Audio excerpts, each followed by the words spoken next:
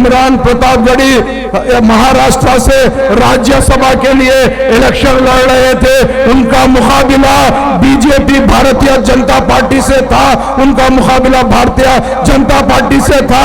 और आपको मालूम होना चाहिए मजलिस इत्तेहादुल मुस्लिमीन के 2 एमएलए महाराष्ट्र में है। हमने ये सोचा कि हम बीजेपी को शिकस्त देना है, ना तो कांग्रेस हमको पूछी, ना इमरान प्रतापगढ़ी पूछा। हम हमारे आदमी को जिताने के लिए हमने इमरान प्रतापगढ़ी को वोट दे के आज राज्यसभा में भिजाने वाले पार्टी का नाम मजलिस इत्तेहादुल मुस्लिमीन है।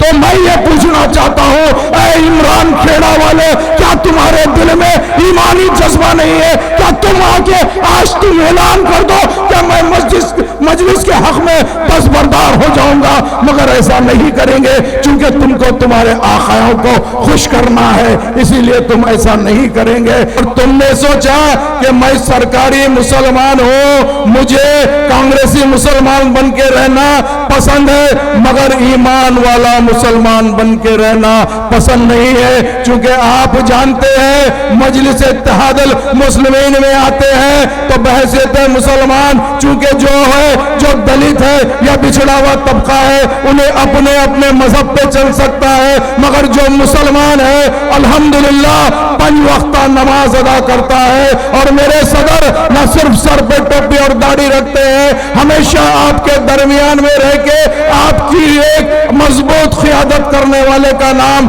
असदुद्दीन ओवैसी है। क्या आप असदुद्दीन ओवैसी साहब को मायूस करेंगे क्या? मैं आपसे पूछना चाहता हूं, असदुद्दीन ओवैसी साहब को आज लोग कह रहे हैं कि भाई इतने बड़े आदमी है जो पार्लियामेंट के अंदर मोदी की आंख में आंख डाल के बात करने वाला इंसान आज आपके गलियों में आकर वोट मांग रहा है, तो आप सोचिए ये आपकी मोहब्बत नहीं तो क्या है? अगर हमको यहां से बीजेपी को जिताना होता तो हम यहां फिर के हमारी पार्टी का वोट क्यों मांगते थे, आपको छोड़ देते थे। मगर आपने जो गुमराहकुन प्रोपेगेंडा कर रहे हैं, मैं इनसे कह देता हूं वो ये है कि हाँ हम बेशक जब कभी भी वक्त आता है हमारे लोगों का हम साथ देते हैं। आज ये इमरान प्रतापगढ़ी जो बोले हैं, मैं आपको ये कहना चाहता हूं, इमरान प्रतापगढ़ी महाराष्ट्र से राज्यसभा के लिए इलेक्शन लड़ रहे थे, उनका मुकाबला बीजेपी भारतीय जनता पार्टी से था, उनका मुकाबला भारतीय जनता पार्टी से था। और आपको मालूम होना चाहिए मजलिस इत्तेहादुल मुस्लिमीन के 2 एमएलए महाराष्ट्र में है। हमने ये सोचा कि हम बीजेपी को शिकस्त देना है, ना तो कांग्रेस हमको पूछी, ना इमरान प्रतापगढ़ी पूछा। हम हमारे आदमी को जिताने के लिए हमने इमरान प्रतापगढ़ी को वोट दे के आज राज्यसभा में भिजाने वाले पार्टी का नाम मजलिस इत्तेहादुल मुस्लिमीन है। तो मैं ये पूछना चाहता हूं, ऐ इमरान खेड़ा वाले, क्या तुम्हारे दिल में ईमानी जज्बा नहीं है? क्या तुम आके आज तुम ऐलान कर दो क्या मैं मजलिस के हक में दस्तबरदार हो जाऊंगा? मगर ऐसा नहीं करेंगे, क्योंकि तुमको तुम्हारे आकाओं को खुश करना है, इसीलिए तुम ऐसा नहीं करेंगे। मैं एक वाकया आपको बताता चलो, बिहार में हमारी पार्टी के एमएलए है अख्तरुल ईमान साहब, 2014 के अंदर पार्लियामेंट का इलेक्शन चल रहा था, वो टाइम उनको नीतीश कुमार की party as a candidate parliament का उतारी थी और कांग्रेस से तरफ से एक मुफ्ती कासिमी साहब थे। मुफ्ती कासिमी साहब वहां के उम्मीदवार थे।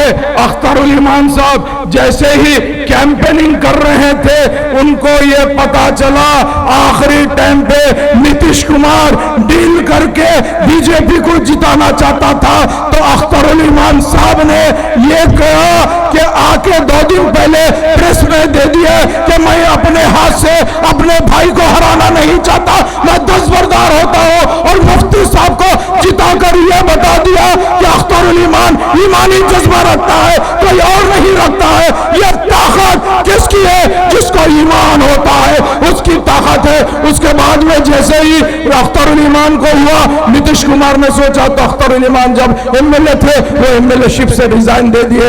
जैसे ही नकीब मिल्लत को मालूम हुआ, नकीब मिल्लत ने हैदराबाद से टीम बिहार को भिजाया। बिहार को भिजा के अख्तरुल ईमान साहब को बुला के मजलिस की शाख वहां पे खोले और अल्लाह का करम है मजलिस ने 5 एमएलए वहां से जीत कर बता दिया हमको बीवी नहीं, हमको हमारा हक चाहिए, क्योंकि हम भी हिंदुस्तान के उतने ही शहरी है जितने तुम है।